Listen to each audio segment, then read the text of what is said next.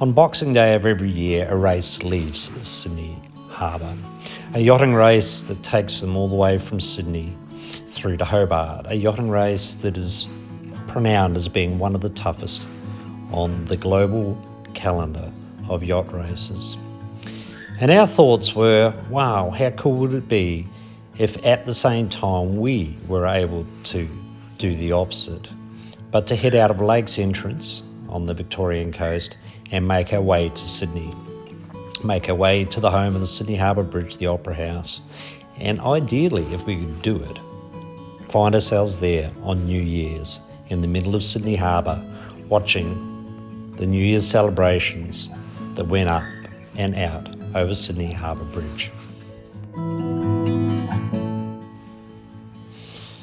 And our ticket for doing this, well, maybe this boat, Morning Bird. It was an S&S 34. S&S 34s have been around for quite some time and have competed in a number of Sydney to Hobarts themselves. So what better boat to do it on?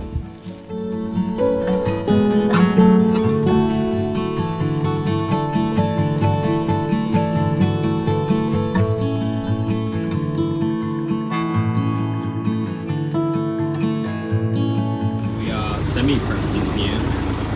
I've unloaded the bags.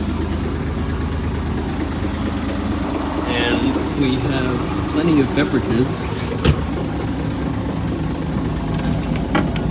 and ice.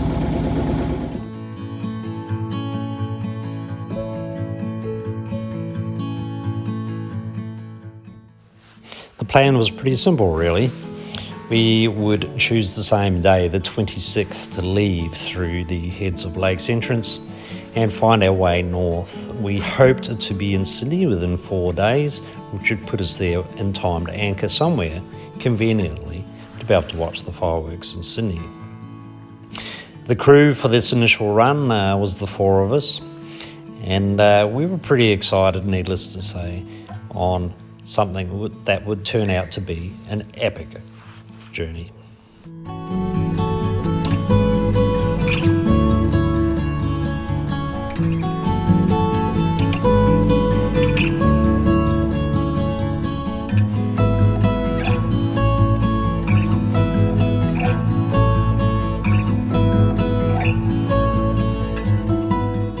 The crew would be a group of worthy young lads, with exception to myself, of course, being an old lad.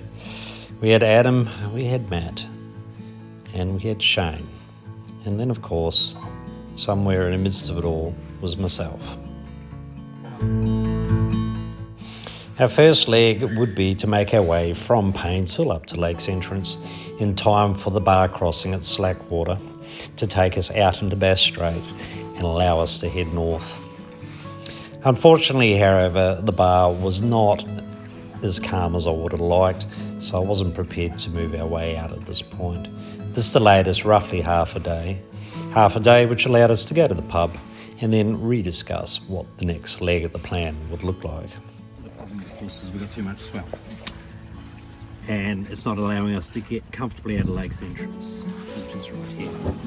And it's partially because we've got an onshore breeze coming on. So the next opportunity is 6 a.m. in the morning, and you'll see at 6 a.m. in the morning, well, it's still a bit of an onshore, but anyway, things may well have settled because the wind will drop down substantially. So here we are, we've made it to Lakes Entrance. Woo-hoo! But we're not going to Lakes Entrance, we're trying to go to Sydney. So here's the crew, and this is the before, when we're actually really enthusiastic. Let's do it. There's the boat. And on our journey from one side of Lakes Entrance to the other side of Lakes Entrance, so that we could sit down and have a bar meal at the pub, we were appropriately greeted by this little fella who couldn't be more friendly if he tried.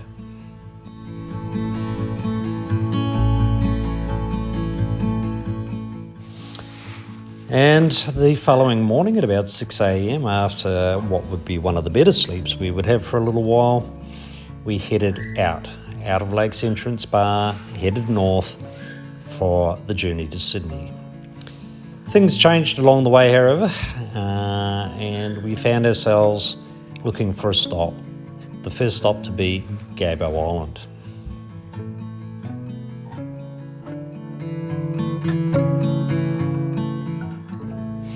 You might notice that we don't have a lot of footage of this first leg of the journey, and that's because when you are feeling tediously sick and find yourself pulling into Gabo Island at 2 o'clock in the morning, people just aren't as excited about taking video footage. Actually, that granola was really Same as yesterday? Yeah. What was breakfast yesterday? You guys were having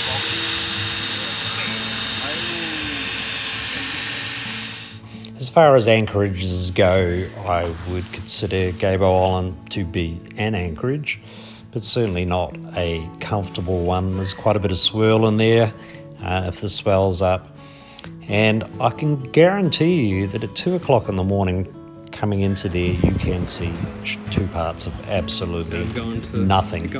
And not a recommendation to tie up to the jetty, because the black rubber off the jetty will end up off the side of your boat. Black marks on the boat. But outside of that, appropriately, it was a nice little spot to stop.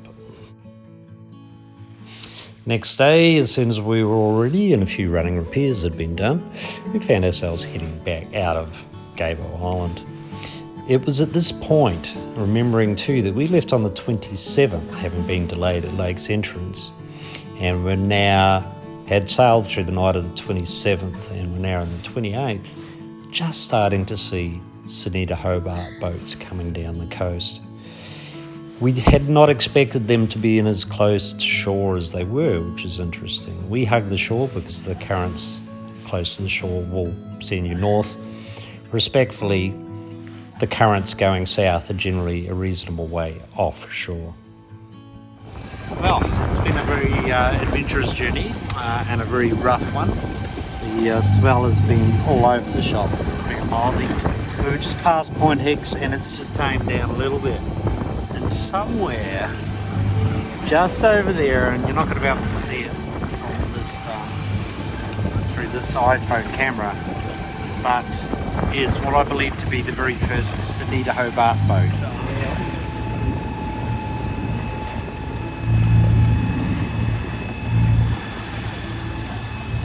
Is that boat from the Sydney to Hobart? Yeah, that's the Marshall, I think. Yeah. Maybe later on, something like that. On the left is Gabo Island. Currently racing the jib.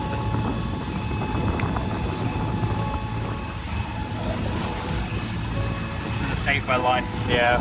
It's a piece of fabric that's it. I've gone for the air job. I've gone for the nose job. When did you shut yours? Gone for the Michael Jackson nose job. It was at this stage of the journey that we were trying pretty well anything to avoid getting seasick. And rumour had it that where you put your patches can make a really big difference. The one that Adam wasted on his belly button was saved for yesterday. He used it on his arm because I told him to put it on his arm. Yeah.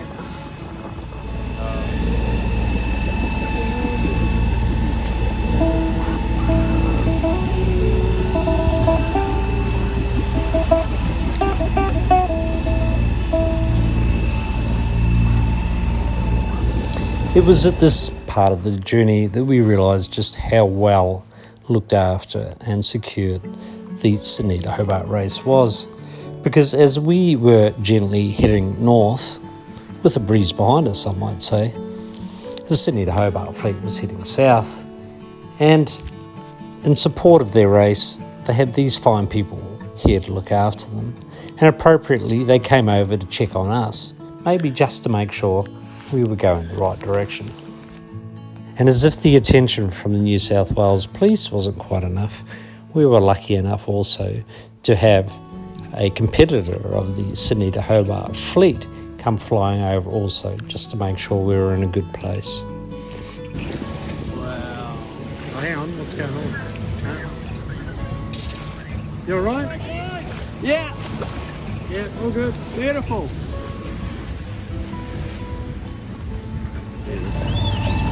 So, Shane, what do you really like about Eden? I'm not throwing up.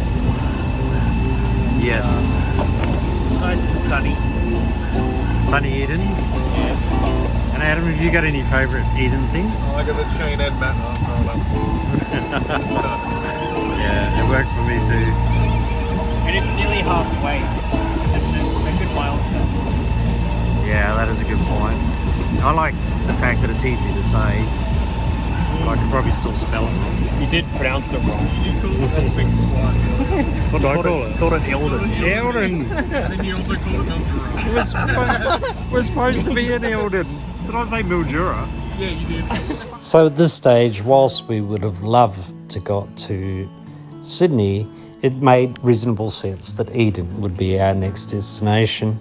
So we set our sights on Eden, which is approximately 7 to 9 hours from Gabo Island at the rate we were travelling. And well worth the journey. What a beautiful part of the world. A interesting thing to be noted by fellow sailors heading into Eden is that the facilities are not necessarily that close to shore.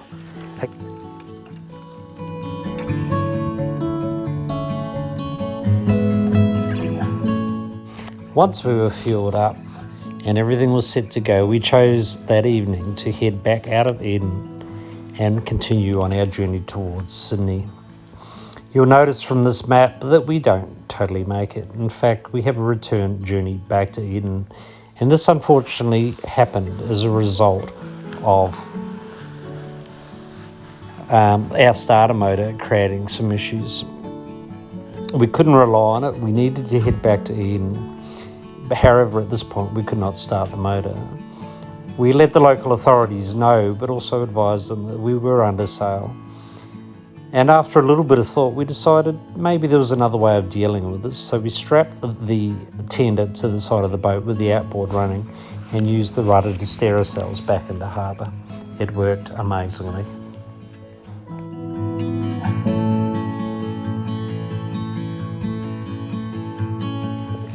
Hey Shane. Hey Shane.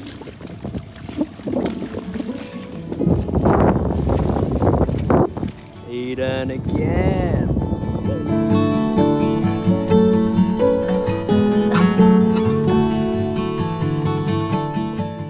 Needless to say, it had been a long evening, and an interesting thing to note here is just how far further south that the current pushed us once we no longer had the motor to assist. We made our way in, and there was no better way of celebrating than going to the local pub. Yeah. Yeah, no, it's good. It's very crispy on the outside. I can tell it was cooked in deep fried fresh oil. Okay. That's not what you said last time. Last time you said it was shit. Yeah, no, I got through that part already. Yeah. No, it's good. I rate it. One of the best I've had. I wonder if it's a local chicken. That's chicken schnitzel here in Eden. And then Shane got the pizza. What sort of pizza was it? So this is a pepperoni meatloaf. Sorry, just running out of hard drive. No, I'm still going. Yeah. And it is good, but unfortunately the bottom is burnt. Yeah. So I noticed you still ate like 80% of it. I might eat it all and then go say, hey, it was burnt, can I have a refund? Yeah. But yeah, so Leave just like this. I think ours are two different flavours, but they taste the same, which is charcoal. Yeah. And did you actually get a pizza mate, or they just give you that thing? I just had Deep fried back. Impressed? No. Is it Italian? No. Is it Eden? Yes. And I've gone fish and chips and dropped one of the pieces of fish on the counter. No, did she really? It's only that I've told the story before. Yeah, and also Dad's thinking of becoming vegetarian after this fish. I am, and I don't care if it's fish, it's still an animal, Save- and they have personality. Save the whales. Save the whales. Here we are. Don't say that needed, man. They love killing whales here. Kill the whales, but save the seals. And whilst at this point in the game, we definitely had a very enthusiastic crew.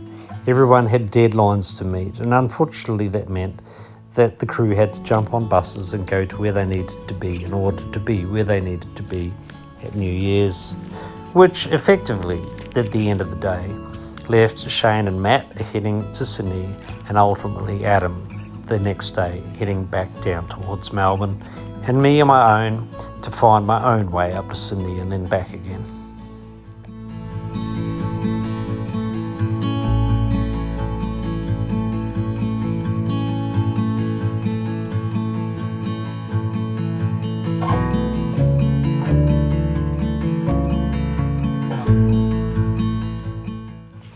Before Adam left, however, we took the time to take a little bit of tender touring around the local Eden area.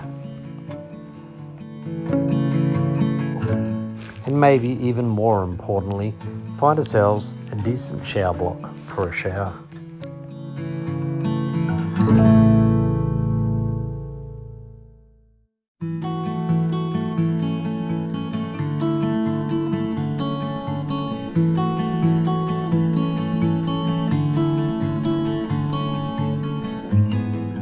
So the plan now was for Adam to sleep an extra night, and bright and early in the morning I'd drop him off on the jetty and clear off out of Eden on the journey, on the mission to get to Sydney.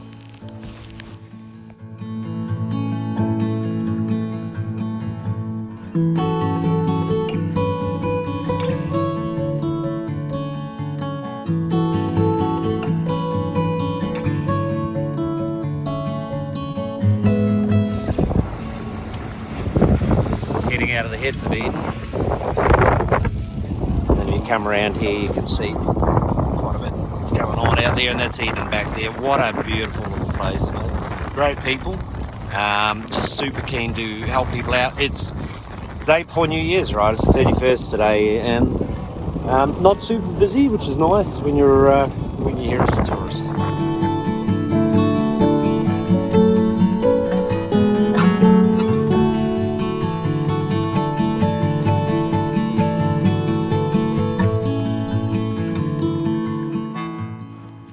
Mindful, of course, however, that I was now sailing by myself, and that any extended legs on the journey would mean sleeping at the same time as travelling. I thought best to break it up into segments. So Bermagui was to be my next stop. So it's quite amazing, to be honest, because the cloud formations are just changing so quickly. You can see a front building and then it sort of disappears into the distance, little squalls over on the horizon. And so as a result, the wind's very up and down. But yeah, it's pretty nice. You know, the water's a little bit bubbly, but it's not a horrible swell or anything like that. And occasionally I'm picking up some really good winds. This is the New South Wales coastline. All the way back to Eden. And appropriately for me, and not so appropriately for the Sydney to Hobart fleet, the winds were continually blowing from the south and a little bit from the east, which created some fantastic swells and some pretty decent sailing, I've got to say, as I sailed Morningbird further up the coast to Bermagui.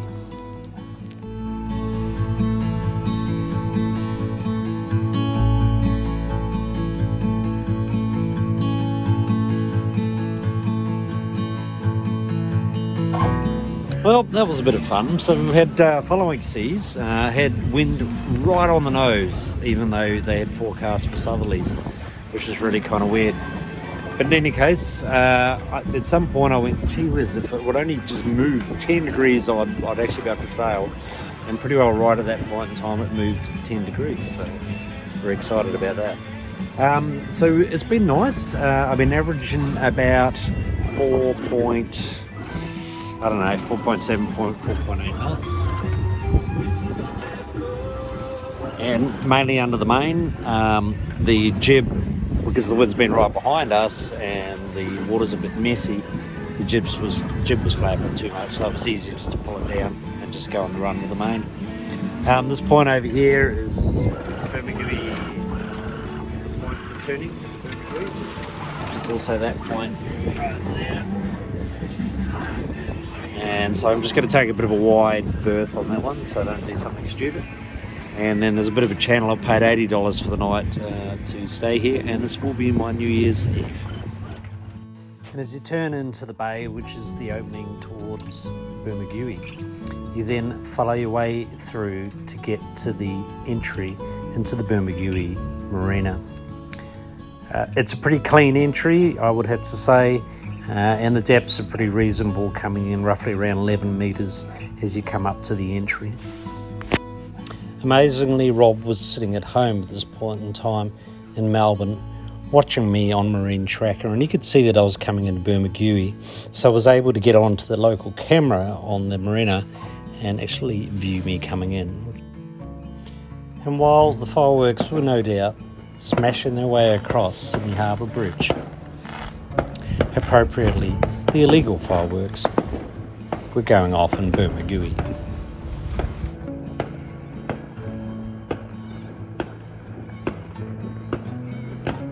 So that was Bermagui, and I didn't really make the most of New Year's this time because, in all honesty, I was so doggone tired I didn't wake up in time, but at least I woke up in time enough to wish a few people a Happy New Year. So I love Bermagui, though I never really saw the township after all that, but I certainly did see a couple of cafe, a fish and chip shop and the laundrette. So next leg, let's head to Batemans. Quite a few showers out on the horizon by the look of it. But having said that, the people from Marine Rescue just happened to be down at a bar that night and took the time out to come over, have a chat and introduce themselves again. It was really nice. So it's been another fairly stretchy sort of a day. I think I got away at about 8 and it's now 9, so it's 11 hours it's taken me to get from Bermagui through to Batemans Bay, and I'm not quite in Batemans Bay yet, but I'm not too far away. Well, actually, no, that's not true. No, I had it at 4 o'clock, so that was 9 hours. In any case, I didn't rush it. You know, like, I'd far rather sail than have this motor going. And so even if I'm sailing at 3.5 knots, I'd rather do it that way. The spell's been much the same as yesterday, but probably a little bit less wind, if anything, which is, you know, a bit of a shame. But anyway, I sort of debated, should I be going to Jervis Bay today, and it would get me there at about 1 in the morning, and I don't really want to be going into those places in the dark if I can help it by myself, so I decided that Batemans Bay is the way to go. And on that happy note, I'm not too far away from there now, and it looks like there's these heads here, and then there's a bit of a bay, and then there's another bay over here, and then according to my chart plotter, I think we're pretty well around that last one that we can see up there to get us into Batemans. I have to check in with Marine Rescue Batemans Bay just to let them know that I'm on track.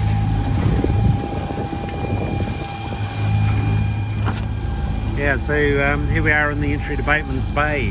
We've gone through a couple of islands behind me. They're called the Tollgate Islands. And there's another island up here which hopefully, if I'm lucky, actually has a mooring, a swing mooring out the back of it. And you'll just see slightly to the right there's a flashing light. That's the lead light coming into Batemans Bay. So to be honest, I wasn't actually aware of it properly until I got here, and it started off as I entered it was red. And then the further I came in, it became white. And then when I transferred over to further over, it eventually became green. So just keeping it in the white. If it's on the green, go left. If it's on the red, go right.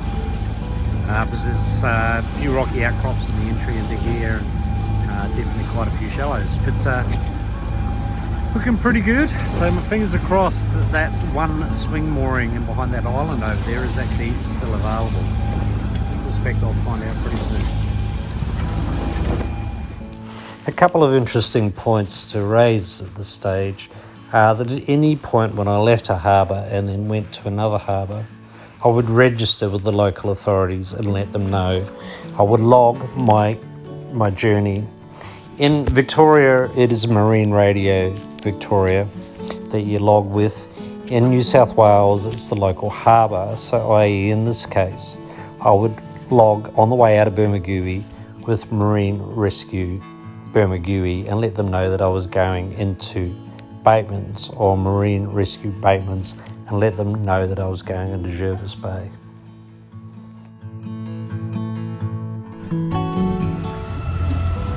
Well, goodbye Batemans Bay. I'm sure it would have been lovely to come and visit you. Maybe I'll visit you on the way back. But the mooring wasn't bad. I'm getting used to bouncing all over the shop, so sleeping in a bumpy mooring doesn't seem to be a problem anymore. Quite the same anyway.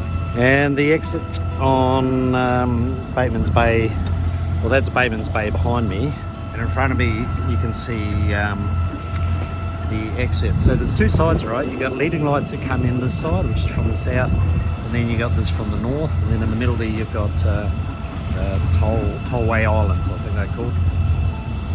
So up on the hill here, I'm just waiting, there should be a beacon start to shine, so I can guide my way out of here with some level of confidence. All in all, the wind had been pretty up and down from the forecast, but generally heading the same direction as forecasted. The horizon, however, told a slightly different story, with squalls hovering over the horizon consistently. And with the squall, you really don't know exactly what you're going to get. Well, I don't know how long-lived it is, but the breeze has come up, and the swell has just stayed slow and rolling and gentle. And I've still got the motor going, but oh my gosh, this is just perfect, you know. Got to be a little bit careful. There's the odd fishing boat sitting out here, and I'm hugging the coast pretty close, obviously, to get away from these from the current. But all in all, it's just absolutely surreal. Huge gaps between the swells. You can see there they just roll, and then it's like 10 or 12 seconds later there's another one that comes through and they just push you along. So this is exactly what I've been waiting for. Those perfect surreal sailing moments when you can just relax and let everything go the way that it should. Having said that, we have a fairly heavy downpour over to the right here, and there's one over to the left which seems to be diminishing. So I'm keeping a close eye on that, because I think under the bottom of that would be a severely different situation. So now we're talking, coming into one of the, I guess these are the cliffs up here which are preempting the entry into Jervis Bay. And just have a little glance between the ladder here. But it's pretty exciting stuff. It's a real dramatic looking entry into here. But apparently, don't want to say it too soon, apparently it's very clean bay to get into.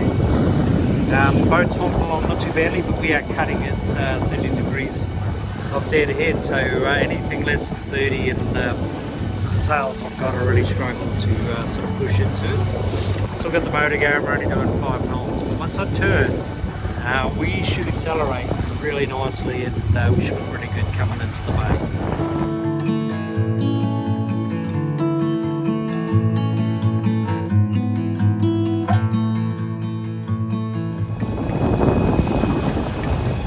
So while we are coming in on Jervis Bay, very, very slowly, wind's flat in our face. It's just curved around a bit, so I'll come around all there, slow. Right up on that point there, right here, is a lighthouse. And that is that lighthouse that you probably can't see with this camera right up there on those other cliffs there, but pretty magnificent entry, to be honest, at Jervis Bay. I'm excited. Something that I certainly have noticed with heading offshore and out of lake sailing is that everything seems to get stretched out and longer, i.e. the waves are longer, the swell is longer. And when you set your sails, the opportunity to hold that sail position becomes far longer also. And if you get a good run, it's nothing short of magnificent. Well, I made it to Bermagui Bay, which is part of Jervis Bay, and I came from right over the other side, which looks up. And you'll notice, swinging in the breeze there is a boat, a yacht, trying to make its way over here at the moment. And it looks kind of calm and elegant, but I can promise you that it is not, because there's roughly around 40 to 45 knots of breeze out there at the moment, and it is sloppy as all crap. And the entire trip all the way from here, I've never had so much water come over the bow as I did coming from the other side of Jervis Bay to here. But I had to come in because it's a northerly and it's blowing strong, and the anchorage I had was a protected from the southerly, not the northerly. This is just absolutely surreal. It's beautiful, beautiful, and I'm hoping there's a general store nearby so I can really go some fish and chips.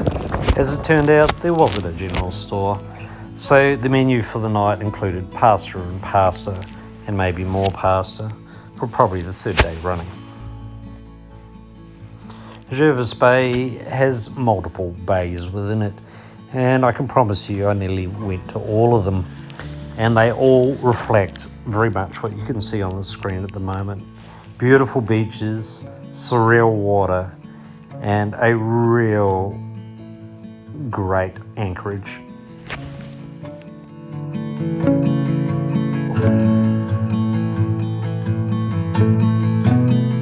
Well, there's no doubt this is certainly a pretty special place.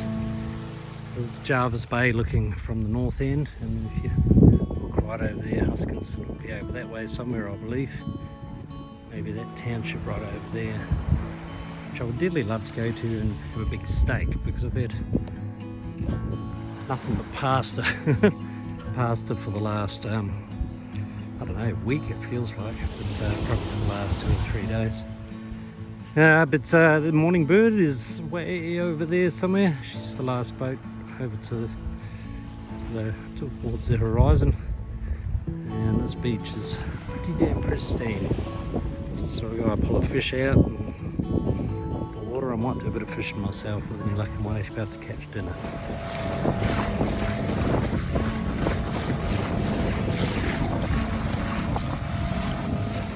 So that's where I've been for the night. Certainly no complaints about the beach. It's very, very pretty. And just on dusk, like the colours of the ocean are just mad, and especially when it all flattens out. So I'm heading over to Huskinson, which I believe Huskinson, I don't know, but it's over there anyway where I'm going. There's a couple of other boats going over there. There's one swing mooring over there, so they ought to be getting that out like zilch. But hopefully I can set up an anchor or something. As luck would have it, there was more than one public mooring over at Huskinson. In fact, there was 3, so I'd had no trouble tying up.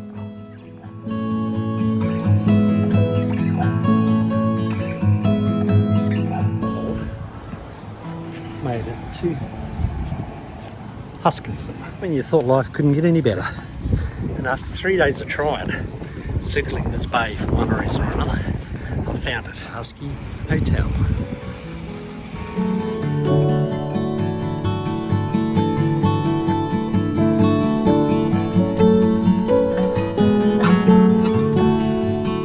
Well, looks like maybe we might leave a little bit earlier than we thought. The breeze came up there for a bit, now it's gone away again.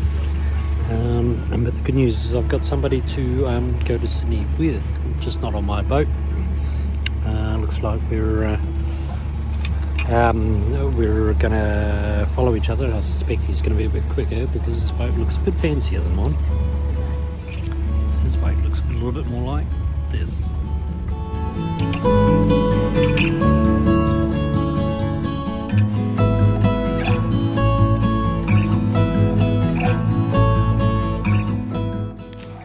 So after several days in Jervis Bay, the opportunity had finally opened up for me to hit the water and go to Sydney. I don't know what pretty is if this ain't pretty, because this is just absolutely stunning. As we sail away from the sunset and head our way out of Jervis Bay. I've got no doubt this breeze is going to be a bit up and down, but it's going to be a really interesting trip. We're going to try and make our way to Sydney. I presume we already get as far as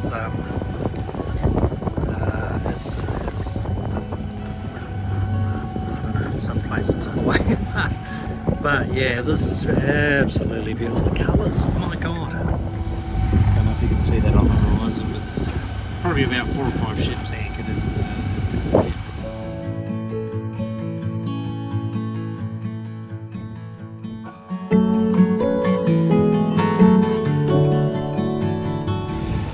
Well, I've done it.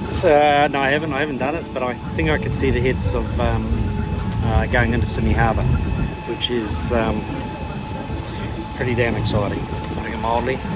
So plan of attack, I think I've got to get clearance to get in here, so I'm just going to call through and make sure that that's good. And then I also need to go find a swing mooring in Manly, so I'm heading that way now as well. Once I'm attached to that thing, I'm going to breathe a big sigh of relief and go to the pub and get myself a beer. So this is always fun. This ship's just come out of Botany Bay. That ship's going into Botany Bay.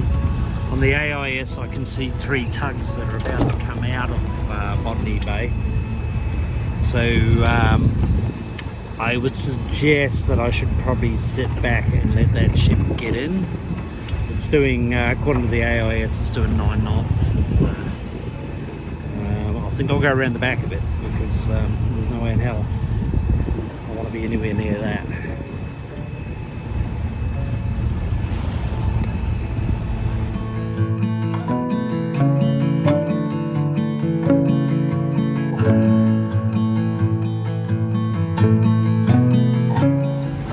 Well, boating traffic's always, specifically if they're bigger than you are, and that bad boy was pretty damn big. So I just sat there and gave way to it. Initially I thought it was going in, I could see the tugs going out, and then it turned towards me and I'm like, oh my god, hang on, where is this thing going? And then it corrected again and it's going into Botany Bay. So this is good for me because I am now heading beyond this opening to the next one, which is the heads to Sydney. And it's pretty distant, specifically on this, especially on this camera, but that's, I believe, are the heads to going into Sydney. Not the easiest trip I've ever done, that's for sure. Ironically, I did manage to get some sleep. I just set the alarm for every 20 minutes. So I've done nothing but go to sleep and wake up all night. But we're here. There's Sydney over to the left. Just made my way in through the heads over here. And Manly is around here to the right. And if I'm really, really, really lucky, to the left of the Manly jetty, there will be, well, it looks like, oh, there's Morning Bird there. And my god, I could not have found a nicer place to anchor. Also a nicer place to break down, because the starter on my boat is still playing up. So I've just took it to a guy by the name of Avos.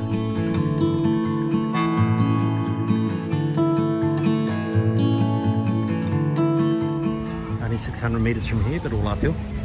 And he's got a little workshop in Manly, and he says, let me have a look at it. And he pulled it all apart and cleaned it all up again. And it is looking pretty good. So next phase is going to have some lunch again, and I'll put the starter back in and hopefully it does what it should. So it's been a hard-fought battle, not one that came easily, I've got to say. It's involved starter motor issues, it's involved a blown hose at one stage. It's just, the list goes on and on and on, but somehow I seem to have made it to Sydney Harbour. And I can say with confidence, my boom swings over and takes me out, that it was worth the journey. What do you reckon, Annette?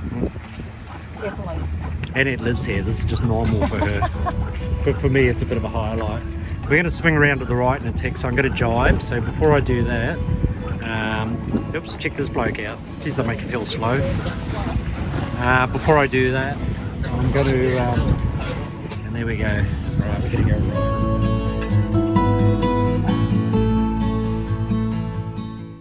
The finish line on the journey for me, or at least the turnaround point, was to be Sydney Harbour Bridge. And a better line you could not find. So you can only imagine how excited we were to get to this point. So there's me mast. Nah. And there's the bridge. Oh my god. Oh, Dad. Oh, yeah. Stop it. That's amazing. Beautiful day for it too. Yeah, it's insane, to be honest. Yeah. But, yeah, I think I'm pretty safe on it. I don't know, I get my doubts when I go into this shit. Maybe I should go under the middle, just in case. That's got to be the best thing you've ever done on a boat, Dad. Fuck. No, gonna fit under there. Oh, jeez. On the phone, it looks like it's gonna Moment hit. of truth. Literally. I hope it Oh, looks fuck. different in real life. Mate, if that takes off the little VHF aerial at the top. Oh I'm no, very I think we're good. Meanwhile, we're not watching the traffic. Oh god. 3, 2, 1. Hey! Oh god, now I can turn around and go home again. Congrats, Dad. Good job, Dad. Yeah, thanks, man. Thank you for sharing this moment with me, guys. I'm proud of you, Dad. It's amazing. So Yeah. proud of you. Yeah, I'm pretty big fan of myself too, to be honest. That's freaking awesome. I'm glad you fit under the bridge. It's not like I haven't, like Sydney itself. I've been here so many times, but to actually sail into here is pretty damn cool. Yeah. Yeah, absolutely. I don't think many people have seen the bottom of Sydney Harbour Bridge. Yeah. There's no scrape marks under there. I don't think anyone's hit it. Yeah. Oh god. Stunning. Nah. Yeah, that's beautiful. Well, on that note, guys, I'm going to let you go so I can chill with the moment. But yeah, thanks again. We will talk to you at a later date. Yeah. Yeah. Right. See you, Dad. That's See you. soon. Bye. Bye. Oh hell, I didn't record that. Annette, thank you for sharing this day with me, sailing for the afternoon. Thank you for sharing this day with me, fixing the starter motor. But more important, more importantly, can edit that bit out. More importantly, thank you for sailing under Sydney Harbour Bridge with me, mate, because that was a real turnaround point. And to be honest, it would have been really boring by myself. But more importantly, it was lovely doing it with you. Thank you. Thank you. And just as quick as it all happens, seems, well, it's pretty well time to turn around and go home. What an amazing, beautiful place Sydney Harbour is. Just, look, big effort to get here. I probably wouldn't do this again in a hurry, but if there's ever a goal, a place to get to, I think this is as good as any. So I thoroughly enjoyed the harbour. It's been fucking amazing. Enjoyed yesterday with Annette, and now I'm sailing out of Sydney Heads at a rapid rate of knots. No need to have the OAS on. The weather for tonight is brisk, to say the least. It'll be, the forecast around that 15 knot mark. But I'm hoping, I've got no complaints. If it hits 25, it's going to be behind me.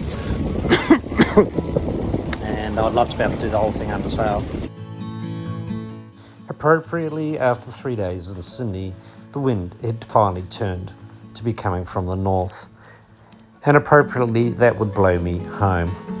As I turned Morning Bird out of the heads of Sydney Harbour, I was mindful of what had happened only days before with the Sydney to Hobart fleet turning out of there also. And it was a beautiful thing to follow in their footsteps as the wind picked up Morning Bird under full sail and blew her out of the harbour as if she had only one place to go, and that was back to home.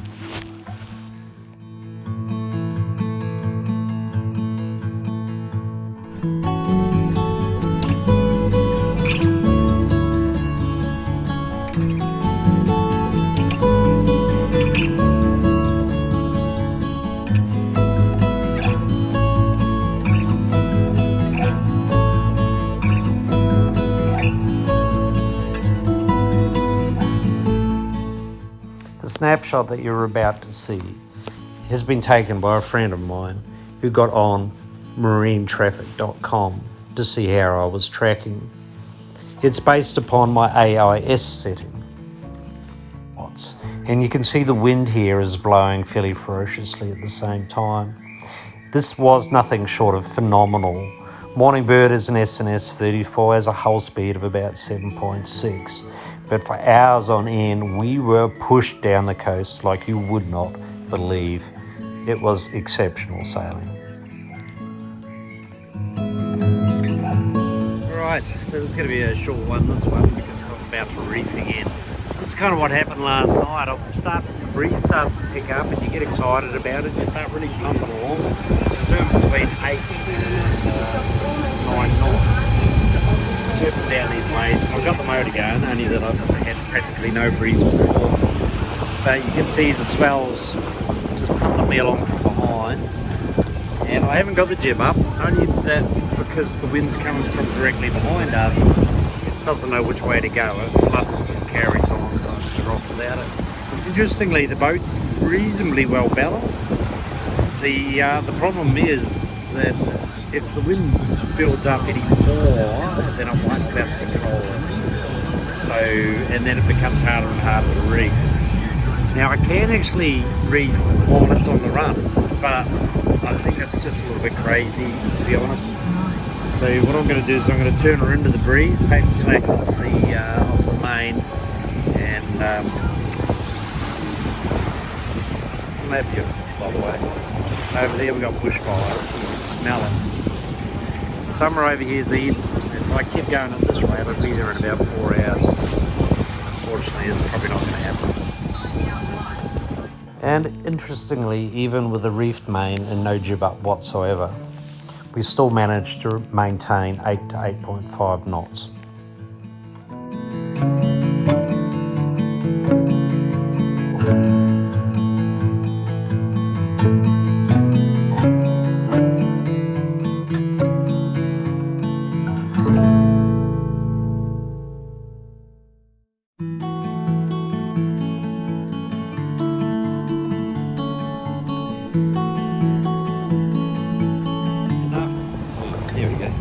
And after a rather substantial journey, here I find myself finally coming into Eden.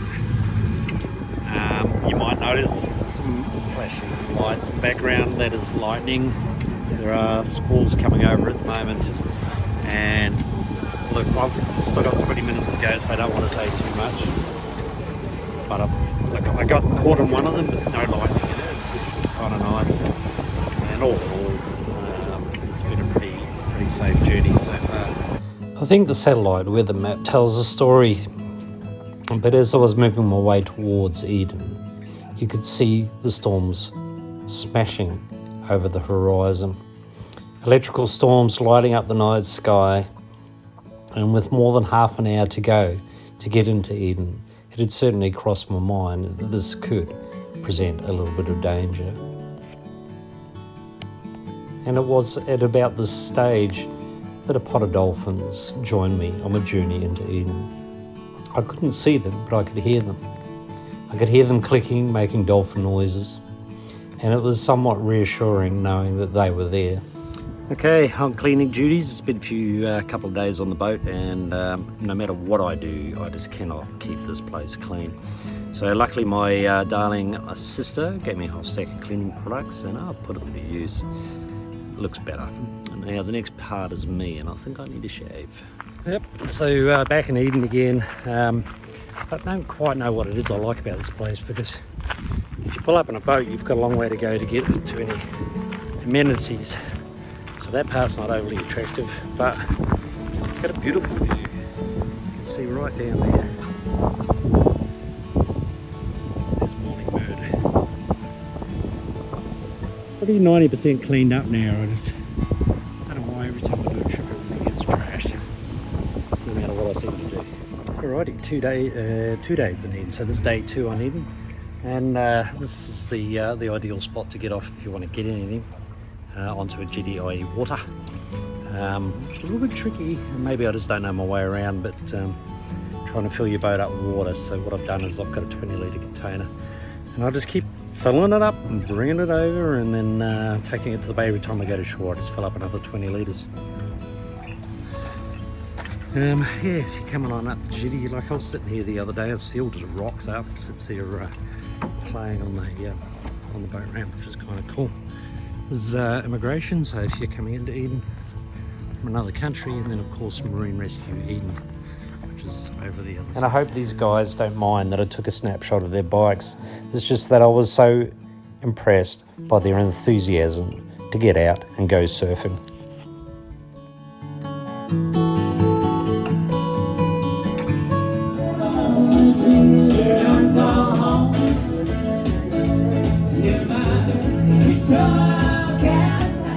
They say you should never have time constraints in sailing, and I guess I didn't really, but sort of did. So despite the fact there was a wind warning, I knew I had to set sail the following day. I knew also that there would be wind in my face for a while, however I was just going to have to bash against it. It was interesting too to take the time out and go and have a look at a lot of local museums and what have you in Eden.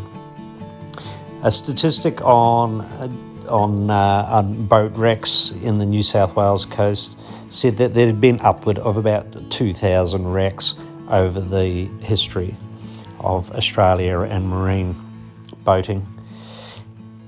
Ironically, of that time, nearly all of them were actually on the coast, which tells a story of its own.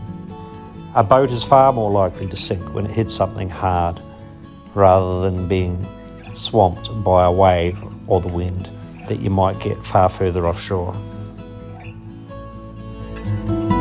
Well, there's a lot of interesting things to be said about going for a sail up the New South Wales coast, but certainly Eden is going to be one of those pivotal places. It just centres exactly what it was all about when it comes to history, when it comes to a landmark and a safe haven for our sailors for well over a century. This place has been it. And maybe a visit to the local whale museum is not a bad way of trying to get a picture on exactly what that was all about. A point of interest around Eden also is that there are multiple bays and multiple marinas in there, so far more to see than just Eden.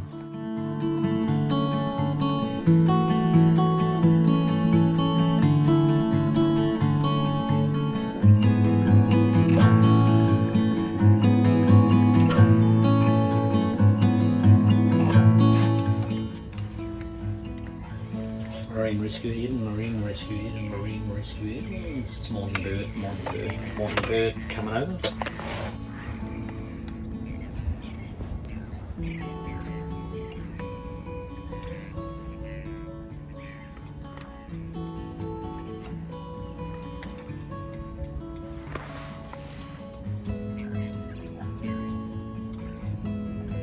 Marine Rescue Eden to the vessel calling. Over. Marine Rescue Eden, Marine Rescue Eden. This is Morning Bird. Morning Bird, can we go over to channel 71 please? Throughout the journey I continued to log every trip with the local authorities, and they were super obliging. A lot of these people are volunteers. They spend their time purely committed to making sure of the safety of those that are out there doing what I was doing, and I could not be more thankful, appreciative than I was. I met some of these people in person, even had the time to go out and have a beer with them, and they are really to be commended for what they do.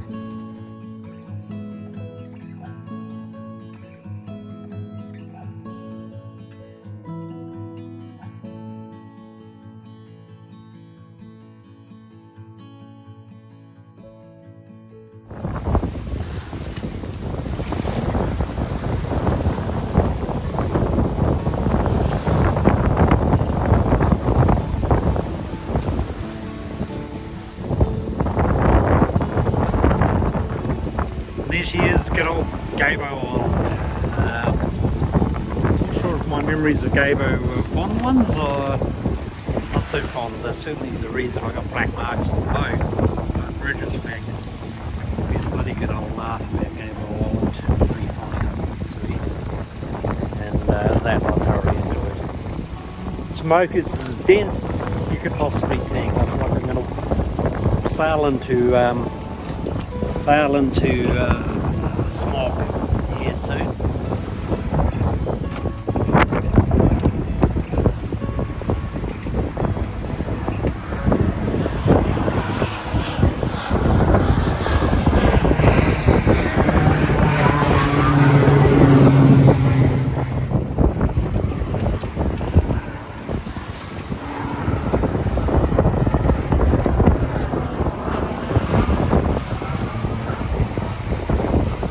This is quite amazing. can see as we come out of New South Wales and over to Victoria, the devastation. That land over there is just black, and I'm suspecting that's just totally already burned out. As we come down into here, there's major bushfire issues. A lot of it was ignited by lightning, pretty well around that same time as the electrical storm that you saw as I came into Eden. And yeah, wow. But what a novelty, they just come down and swooped on me.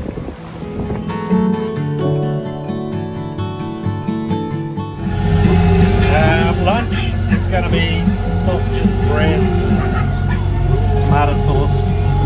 The state of the boat is, well, could be better. Obviously every time we get on lean, shit goes everywhere. But could be worse as well. Yeah, if you can make it out from here, but this is the entry into Lake's entrance. So there's a bar here, you've got to take a bit of berth on it. And then I should be able to see a triangle in a straight line, and what I do is I line the two of those up on entry, and that'll get me into that'll get me across the bar. And then once I go in, so rumour has it that if you're going in, if it's an incoming tide, you're generally fairly safe as long as it's calm. Going out, slightly different deal, so you've got to get slack water going out. So slack water tonight is between 5:30 and 6. It's just coming up on 4 o'clock now. So I'm before slack, but I do have incoming water, so should be good to go. About to find out. December, no, we didn't left on the 26th of December, and the plan was to make it to Sydney. Obviously we didn't make it there the first day, got caught up in Eden for a little while. But yes, finally made it up there, and now turned around and came back. Got caught up in Eden again. Having said that, I kind of like Eden, so it's not a problem. And I found a window to get to leave Eden last night, and here I am 26 hours later about.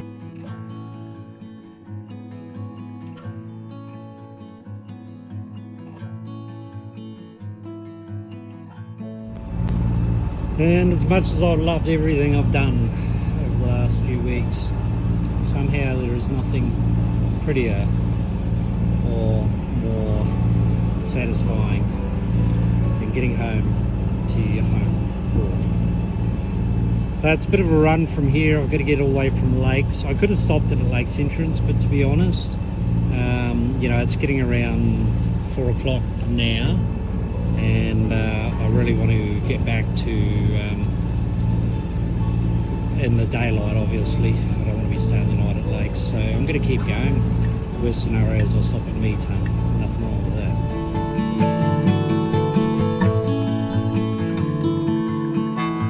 And that, as they say, is that, as we have finally cleaned the boat up and it's time to go home.